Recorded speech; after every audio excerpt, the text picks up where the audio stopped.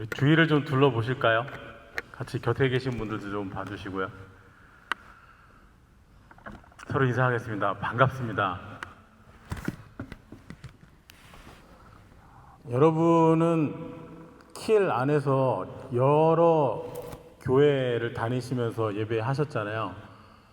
그래서 특별히 이 예배당이라고 해서 어떤 특별한 감회가 있지는 않을 수도 있을 것 같습니다.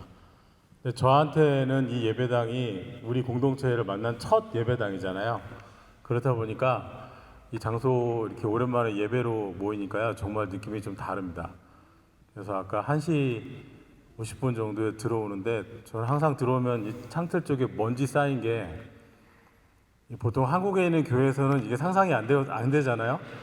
근데 이 쌓여있는 먼지들도 좀 반갑더라고요. 오늘은 진짜 반갑습니다. 오늘 나누려고 하는 에베소서 4장의 주제는 교회입니다. 그리고 그 중에서도 교회의 하나됨이 주제입니다.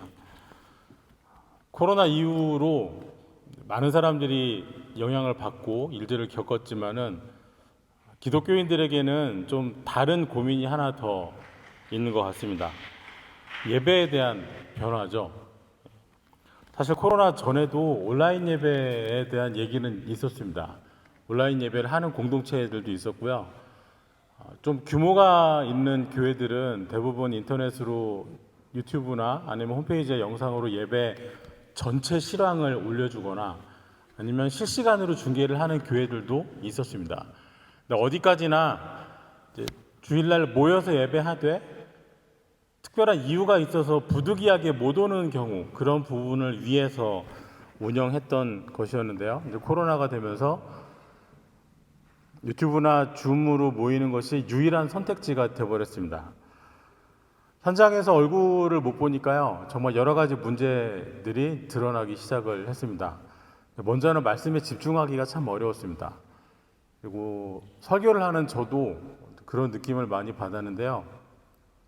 독일의 학교 선생님들이 그런 어려움들을 얘기하시더라고요. 온라인으로 수업을 하시는 선생님들이 학생들 얼굴을 못 보고 반응을 볼 수가 없잖아요. 그러니까 벽을 보고 이야기하는 것 같다, 이렇게 말씀을 하시고, 제 경우에는 저도 이제 화면에 원고라든가 참고하는 성경 구절을 띄워놓고 예배를 인도했거든요. 그러다 보니까 우리 성도분들 얼굴을 못 보잖아요. 그러니까 눈빛으로 이 교환되는 게 굉장히 많아요, 생각보다. 그러다 보니까 원고를 어느새 저도 모르게 막 읽게 되고요. 그리고 말이 점점 빨라져요. 실제로 온라인 예배할 때 제가 가지고 있었던 원고의 길이가 실제로 만나서 할 때보다 더 길어요. 그런데도 예배 시간에는 설교가 더 짧게 느껴져요. 또 교재도 많이 약해졌죠. 그리고 교회들마다 재정도 크게 어려움들을 많이 겪었습니다. 재정이 어려워지다 보니까 교회 안에 있는 문제보다는요, 바깥쪽으로 더 문제들이 생겼어요. 선교지에 선교비를 못 보내는 교회들이 많이 생겼습니다. 그러다 보니까 해외에 나와 있는 제가 아는 선교사님들도 현장을 중단하고 한국으로 부득이하게 귀국하신 분들이 꽤 있으세요. 근데 한국으로 돌아간 선교사님들이 일단은 자가 격리할 것도 없고 머물 수 있는 집이 따로 있는 분들도 그렇게 흔하지 않거든요. 그래서 많은 어려움들을 겪었습니다. 또 연세가 많으신 선교사님들, 저한테는 이제 은사가 되시는 분들도 몇 분 계셨는데요. 남미라든가 아니면 아프리카 북부에서 이제 코로나로 치료 받으셨음에도 불구하고 소천하시는 분들도 많이 있었습니다. 온라인 예배가 길어지면서 새로운 면들도 나타나기 시작을 했죠. 처음 온라인 예배를 시작할 때는 어쩔 수 없는 선택이었는데 온라인 계속 하다 보면 이제 은근히 이런 거는 나름 괜찮은데 하는 부분들이 조금씩 생기기 시작을 합니다. 분명히 있습니다. 현장 예배 때는 할 수 없었는데 아니면 하기 어려운데 온라인으로 예배하다 보니까 가능해지는 부분들이 있죠. 그런 것이 단지 교회를 오고 가는 시간이 줄어드는 거하고 교회 가기 위해서 기름값 줄어드는 거 말고도, 그런 거 말고도 집이나 상황에 따라서 어디서든지 어떤 모양으로든지 참여는 할 수 있다는 사실이 주는 편리함들이 제법 있었습니다. 그러다 보니 한국에 있는 목사님들은 온라인 예배를 굉장히 격렬하게 반대하시는 분들이 많이 나왔습니다. 법을 어겨가면서까지 또 과태료를 내면서까지도 현장 예배를 하다가 곤란을 겪는 분들도 있었고요. 근데 가장 큰 이유는 자꾸 비대면 하다 보면 현장에 실제로 모였을 때 교인들이 안 모일까 봐, 그리고 한번 줄어든 교인들의 이 헌금이 다시 회복이 안 될까 봐, 그런 불안감 때문에 무슨 일이 있어도 현장에 모여야 된다, 그런 일들도 많이 있었습니다. 가장 첨예했던 논란이 된 주제 하나만 나누자면요, 성찬식입니다. 성찬식을 온라인으로 해도 되느냐? 온라인으로 하는 성찬식은 현장에서 모여서 하는 것과 동일한 의미와 효력을 갖느냐? 그리고 온라인으로 만약 성찬식을 한다면 그 빵과 포도주는, 그 떡과 잔은 누가 준비할 것이냐? 교회에서 준비를 해서 하나씩 전달해 줄 것이냐? 아니면 각자 집에 있는 것으로 스스로 준비할 것이냐? 굉장히 논란이 많았습니다. 언제 어디나 하나님의 은혜가 있다라고 생각하시는 분들은 온라인으로 하는 쪽에 찬성을 했고, 그래도 현장에 모이는 것이 중요하다 여기시는 분들은 예배는 몰라도 성찬식까지 온라인으로 할 수는 없다, 그렇게 생각하시는 분들도 있었고요. 또 준비하는 것에 대해서도 초대교회 당시에 성찬식이 따로 별도로 음식이나 마시는 떡과 잔을 별도로 마련하지 않았거든요. 그러니까 평소에 늘 먹던 거를 먹고 나누면서 성찬식을 했기 때문에 각자 가지고 있는 것을 집에서 준비해도 된다, 그런 분들도 있었습니다. 그래서 결국은 어느 정도 교단이 있고, 뭐 노회나 총회나 무슨 회에 이제 소속되어 있는 교회들은 대부분 성찬식을 안 했습니다. 그리고 교회 바깥에 있는 신앙단체, 그리고 선교단체, 학생신앙운동 하시는 쪽에서는 온라인으로 성찬식을 지금도 하고 있습니다.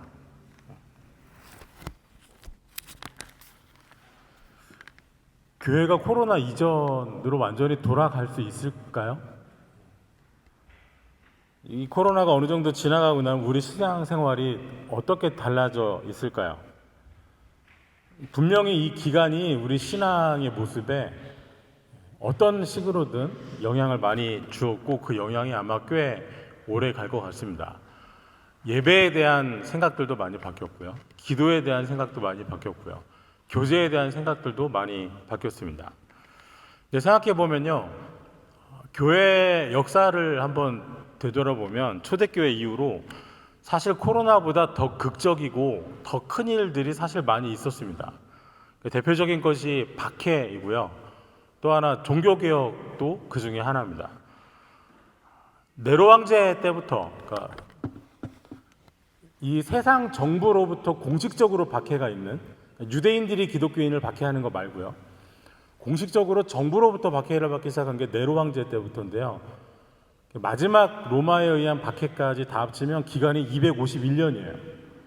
251년 동안 물론 늘 박해가 있지는 않았어요. 그러니까 황제가 새로 세워지거나 아니면 제국 전체에 뭔가 안 좋은 일이 있을 때 핑계를 대야 되니까 책임을 덮어 씌우기 위해서 기독교인들이 많이 박해를 당했는데요. 251년이었습니다.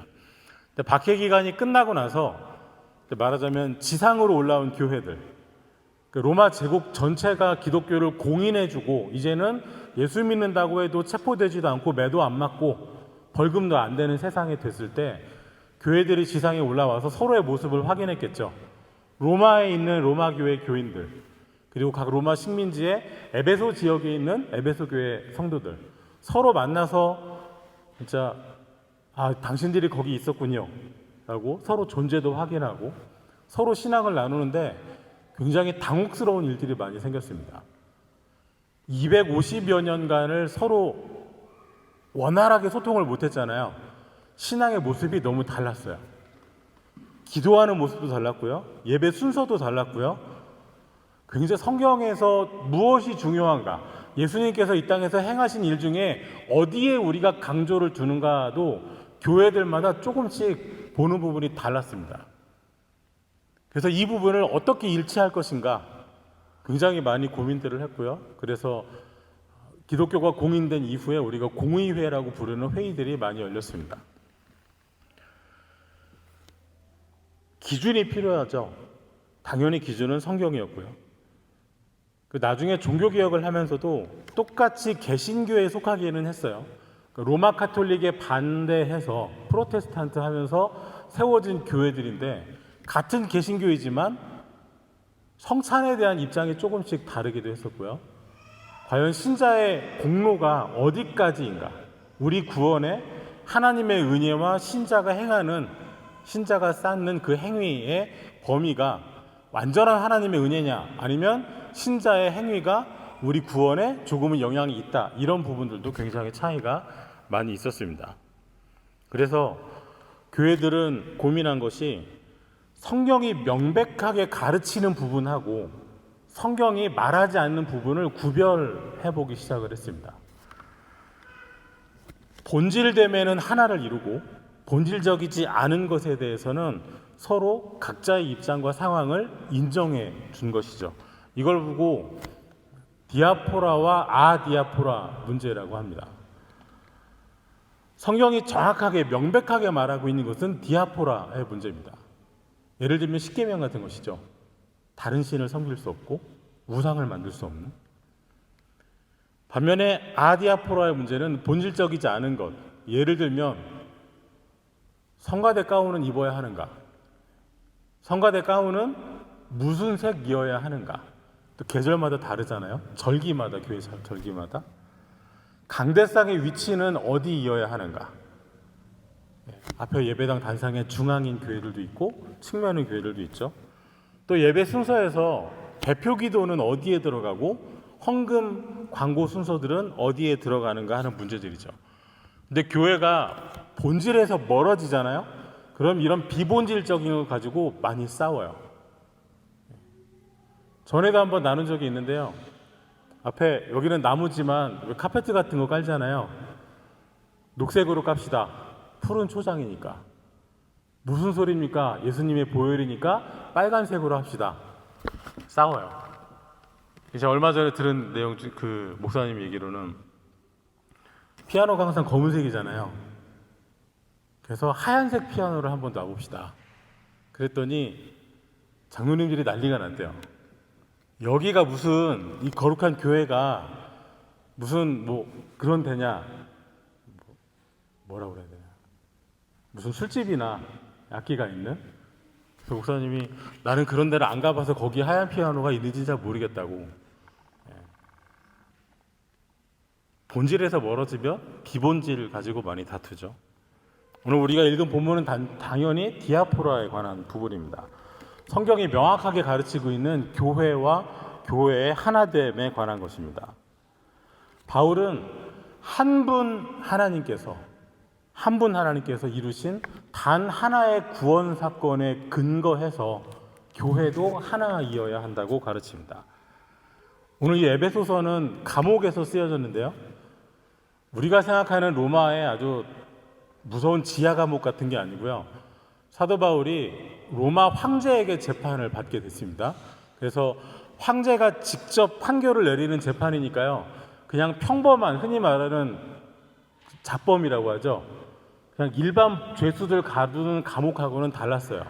그래서 사도 바울이 로마에서 2년 동안 가택연금을 당합니다. 그래서 그 기간 동안에는 제자들이나 같이 복음 전하는 사람들을 비교적 자유롭게 만나기도 했습니다. 그리고 그 기간 동안 에베소서, 빌립보서, 골로새서, 빌레몬서 이 네 권의 서신서를 쓰죠. 그래서 이 네 권을 뭐 아주 무서운 지하 감옥은 아니지만 옥중 서신이라고 부르는 것이죠. 에베소서는 하나님의 계획, 그리고 예수님께서 그 계획을 따라 구원을 이루시고 믿음의 사람들을 교회로 하나로 만들어 주신 그 교회의 본질, 그리고 교회와 예수님과의 관계를 가르칩니다. 1장에서 3장까지 하나님의 구원 사역이 나와 있습니다. 성부 하나님, 성자 하나님, 그리고 성령 하나님께서 이 성삼위 하나님께서 이루신 구원을 위해 우리를 향해서 행하신 일들을 한마디로 압축하면 부르심이 됩니다. 보통 공부할 때는 소명이라고 하죠. 영어 성경에서 보통 공부할 때는 콜링이라고도 하고요. 하나님의 부르심. 그래서 오늘 본문 4장 1절이 이렇습니다. 그러므로 주 안에서 갇힌 내가 너희를 권하노니 너희가 부르심을 받은 일에 합당하게 행하여.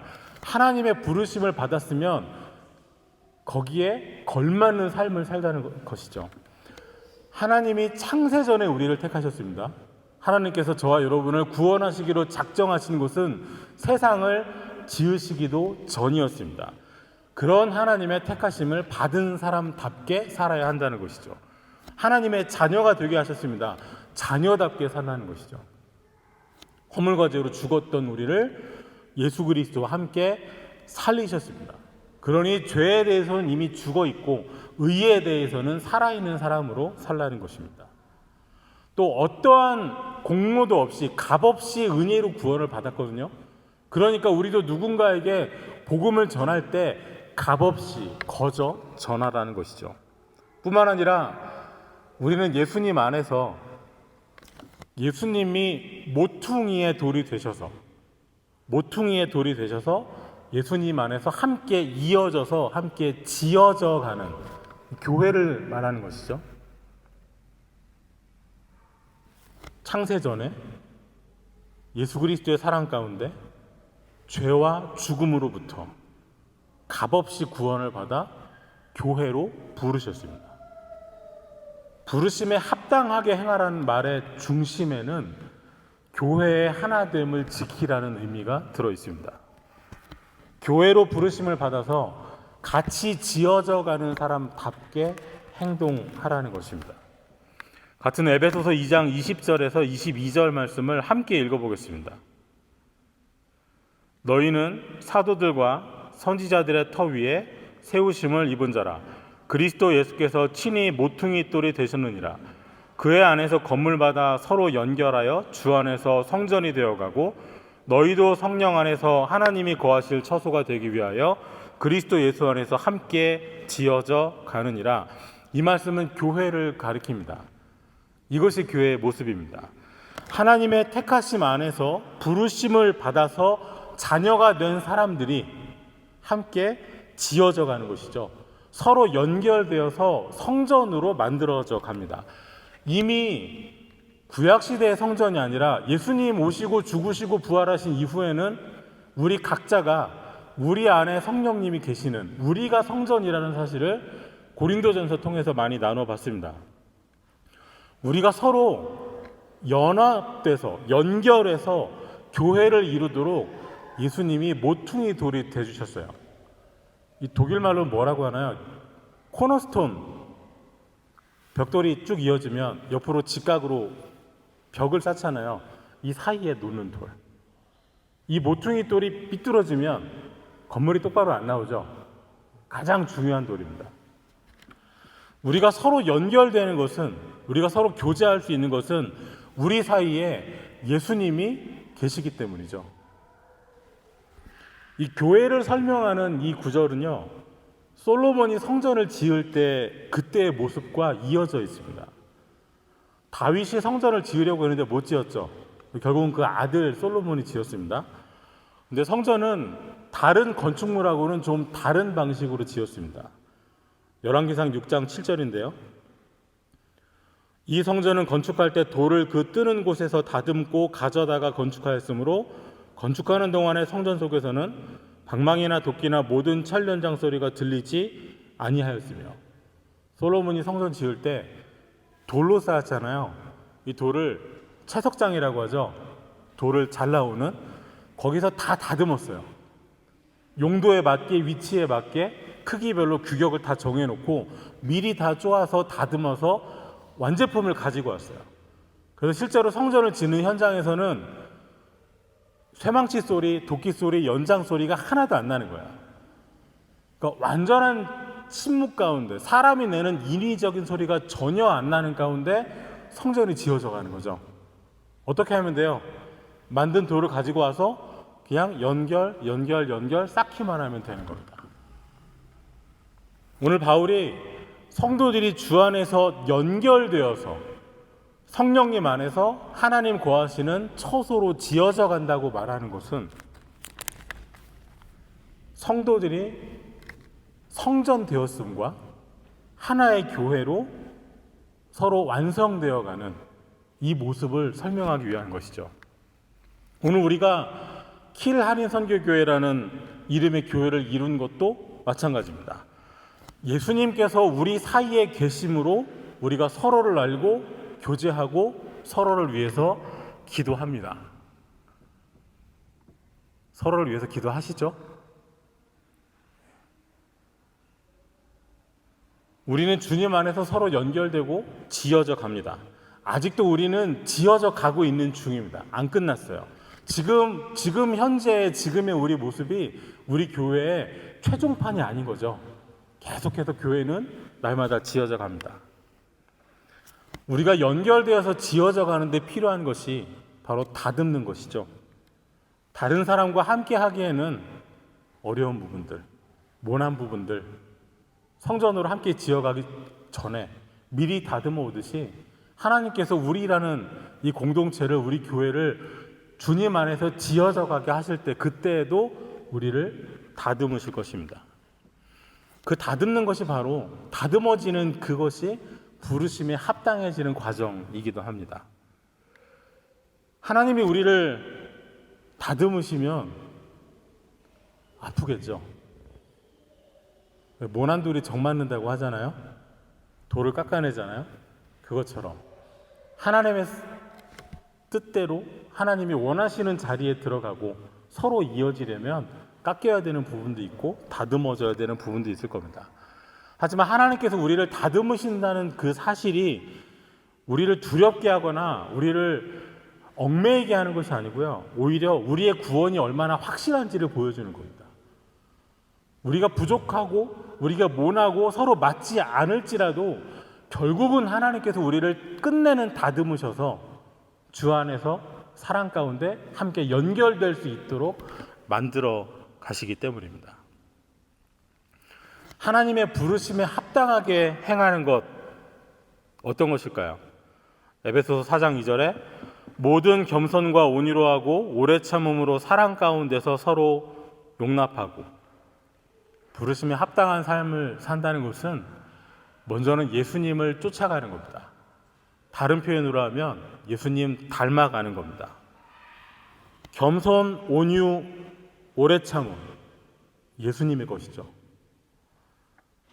예수님 이전에 겸손하면 어떤 의미로 받아들여졌을까요? 초대교회 당시에 그 로마 헬라 문화권 사회에서 겸손은요, 노예가 가져야 되는 덕목 중에 하나였습니다. 노예에게 꼭 필요한 성품, 좀 노예답다, 그래야 노예답지 할 때 그때 요구되는 것이 겸손이었습니다. 그래서 로마 자유인들, 귀족들에게 겸손이라는 것은 굉장히 기피하고 혐오스러운 것 중에 하나였다고 합니다. 만약에 똑같이 로마 자유시민이고 누군가 귀족인데 이봐 당신 좀 겸손하지 이런 얘기하면요, 그거 싸우자는 거였대요. 지금 나보고 노예처럼 되란 말입니까? 이런 뜻으로 받아들여졌답니다. 온유함과 오래 참음도 마찬가지입니다. 여러분, 고대 사회에서 지도자들, 왕들이 온유할 수 있었을까요? 온유해야 했을까요? 우리 보통 왕 그러면 성군, 마음이 넓고 그런 왕을 생각하니까 온유함이 있을 것 같잖아요. 만약에 한 나라의 왕에게 온유함을 요구할 수 있다 그러면 그 사람은 이 나라 왕보다 더 큰 나라 왕밖에 없습니다. 한 나라의 왕에게 오래 참음을 요구할 수 있는 사람은 이 왕을 힘으로 꺾어서 정복한 왕만이 이 왕에게 오래 참음을 요구할 수 있는 거예요. 네가 내 앞에서 온유해야지. 네가 내 앞에서는 오래 참아야지. 그래서 그 당시에 겸손, 온유, 오래 참음은 굴욕의 상징이었고 복종의 상징이고 승자가 아니라 패자의 것이었습니다. 그런데 이것을 예수님이 완전히 바꿔버리셨죠. 마태복음 11장 29절에 나는 마음이 온유하고 겸손하니 나의 멍에를 메고 내게 배우라. 그리하면 너희 마음이 쉼을 얻으리니. 노예의 것이었잖아요. 그런데 오히려 예수님은 마음이 온유하고 겸손하시고, 멍에가 종의 것이잖아요. 낮고 천하게 종으로 오신 예수님. 마가복음 10장 45절에서는 인자가 온 것은 섬김을 받으려 함이 아니라 도리어 섬기려 하고 자기 목숨을 많은 사람의 대속물로 주려 함이니라. 나귀를 타시고 멍에를 지시고 목숨을 주기 위해서 예수님이 오셨습니다. 부르심에 합당하게 행한다는 것은 이런 예수님을 닮아가는 것입니다. 두 번째는 서로 용납하는 것입니다. 우린 서로가 다듬어져 가고 있는 사람들입니다. 나와는 다르다고, 나와는 맞지 않다고, 나와는 생각하는 것과 삶의 결이 다르다고 해서 밀어내고 배척하면 안 됩니다. 서로 용납해야 됩니다. 그냥 용납하는 것이 아니라 사랑 가운데 용납하는 것입니다. 사랑은 주님의 것입니다. 주님께 받은 사랑 가운데 용납하는 것이죠. 나는 마음이 넓으니까 너를 용납해 줄게, 이것이 아니라 내가 주님께 받은 사랑이 있으니까, 주님께서 나를 아무 조건 없이 나를 용납해 주셨으니까 나도 용납해 주는 것입니다. 세 번째는 하나됨을 지키는 것입니다. 4장 3절에 평안에 매는 줄로 성령이 하나 되게 하신 것을 힘써 지키라 했습니다. 하나됨을 이루는 것이 아니고요, 하나됨을 지키는 겁니다. 이미 교회는 하나가 되어 있습니다. 예수님께서 교회를 그렇게 세우셨고 성령께서 그렇게 해 놓으셨습니다. 이미 교회는 예수 그리스도를 머리로 하는 한 몸이죠.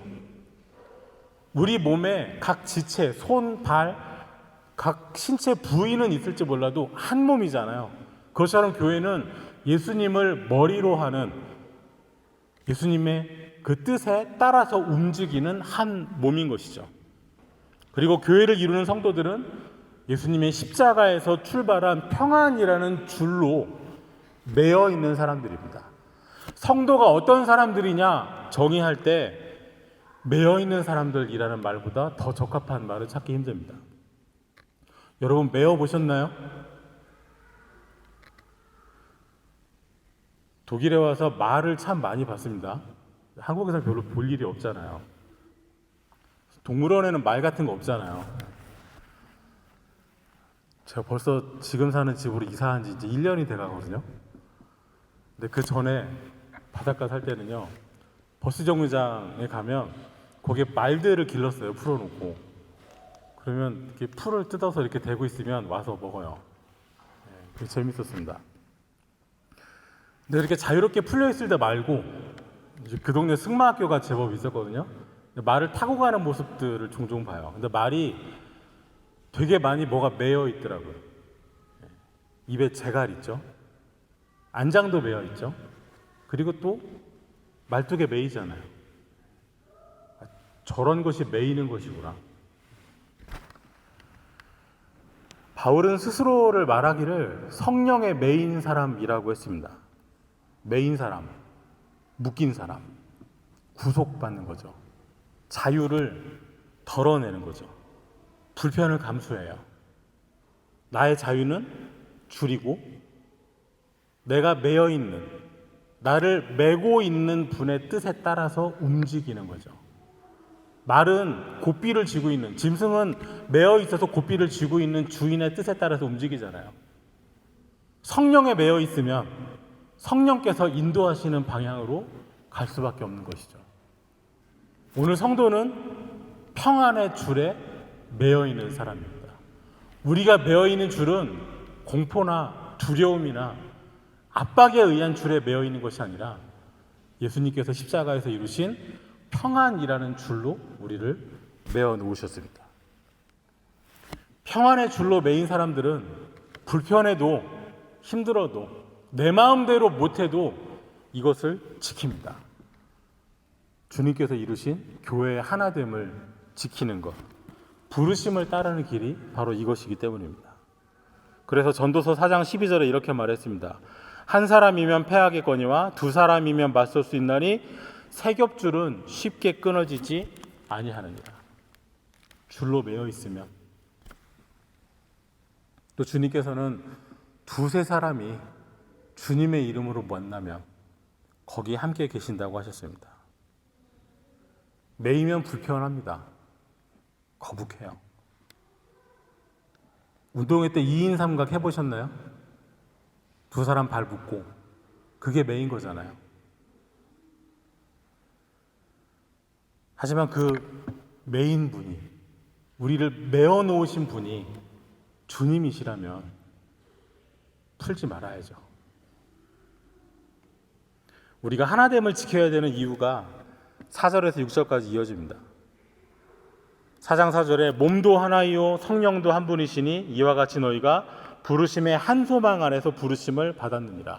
우리가 모두 한 소망 안에서 부르심을 받았습니다. 모두 한 성령을 받았습니다. 우리 각자가 받은 성령이 다른 성령님 아니잖아요. 한 성령을 받았습니다. 서로 모르는 사람들이었고 서로 삶의 배경도 다르고 갈등하고 맞지 않을 때도 있지만은 한 분 하나님, 한 분 예수님, 한 분 성령님에 의해서 우리는 평안의 줄로 매었습니다. 초대교회 당시의 교회 안에는 유대인 출신도 있고 이방인 출신들도 있었습니다. 교회가 아니고서는 같이 만날 일이 없는 사람들이죠. 하지만 교회 안에서는, 주 안에서는 이방인도 유대인도 바리새인 출신도 바울 같은 박해자도 똑같이 주 안에서 평안의 줄로 함께 매여 있는, 함께 지어져가는 교회의 일원이었습니다. 저는 예전에 누구 때문에 신앙생활을 못하겠다, 나는 누구누구 집사님 때문에 교회 가기 싫다, 여기서 말고요, 그런 이야기를 종종 들어본 적이 있습니다. 하지만 교회 안에서 아무리 서로 미워하고 아무리 서로 안 맞는다고 해도요, 유대인하고 이방인들처럼 그 정도는 아니더라고요. 같은 하늘 이고는 못 사는 사람들이었어요. 하지만 주님 안에서는 함께 있습니다. 4장 5절 우리 함께 읽어보겠습니다. 주도 한 분이시요 믿음도 하나요 세례도 하나요. 예수님 한 분입니다. 우리 믿음의 대상이 한 분이시니까 당연히 우리 믿음도 하나입니다. 여기 모이시는 모든 분들 똑같은 예수님 믿어서 똑같은 믿음 가지고 있고 같은 성령을 받았습니다. 우리가 받은 세례도 모두 같은 세례입니다. 오늘 말씀 시작할 때 박해 기간 동안 지하에 숨어있던 성도들이 올라와서 생존을 확인하고 적지 않게 당황하는 일이 있었다고 말씀드렸습니다. 니케아 공의회, 에베소 공의회, 콘스탄티노플 공의회, 이 고대 도시들을 돌아가면서 회의들을 열었습니다. 그 회의들을 거듭하면서 동일한 신앙 고백을 만들어 갔습니다. 가장 중요한 주제는 예수님의 신성에 관한 것, 예수님의 인성에 관한 것. 과연 예수님은 하나님이시냐? 예수님은 하나님의 아들이시냐? 하나님 아들이기만 하시냐? 하나님이시기도 한가? 많이 다르죠? 또 성령님은, 성령 하나님은 하나님께로부터만 오시는가? 아니면 예수님께서 보내시는가? 아니면 하나님과 예수님으로부터 오시는가? 또 마리아는 하나님의 어머니인가? 그러니까 마리아를 높이기 위한 것이 아니고요, 마리아에게서 잉태되어 태어나신 예수님은 동정연우, 성령으로 잉태되어 태어나신 하나님이셨는가? 라는 논쟁이죠.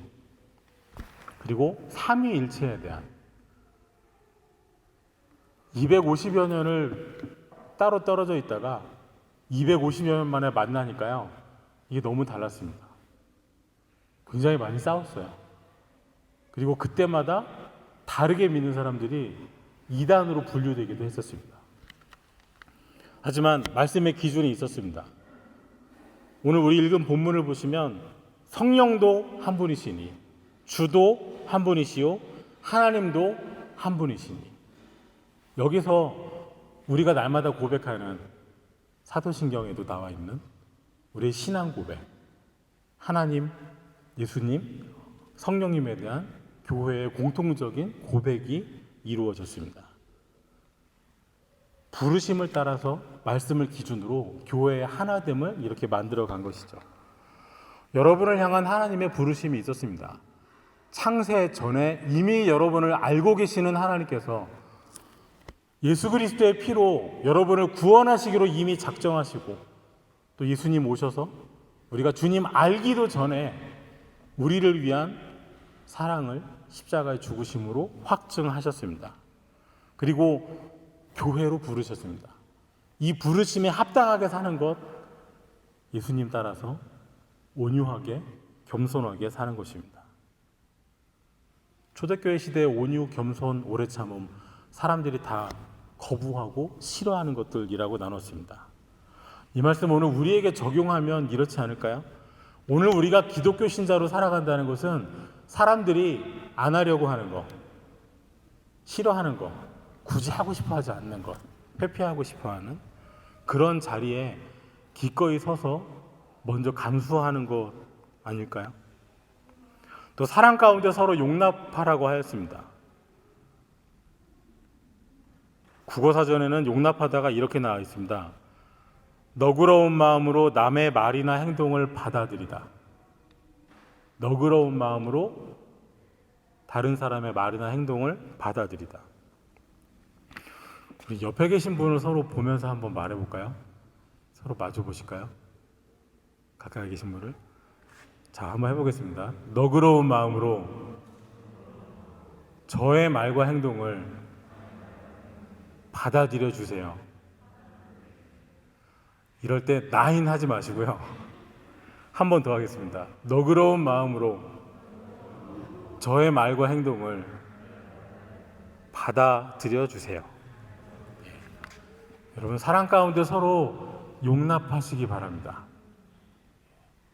여기에 교회의 하나됨이 그 뿌리가 있고 하나님의 부르심에 합당한 삶을 살아간다는 것이 온유와 겸손과 오래 참음과 교회의 하나됨을 서로 용납함으로써 서로를 받아들여 줌으로써 이 부르심에 합당한 삶을 우리가 살아낼 수 있습니다. 많은 게 바뀌고 있습니다. 코로나 이전으로 돌아가는 길은 상당히 멀어 보이고요. 또 사람들마다 이전으로 돌아가고 싶지 않아 하는 분들도 꽤 많이 있습니다. 많이 바뀔 겁니다.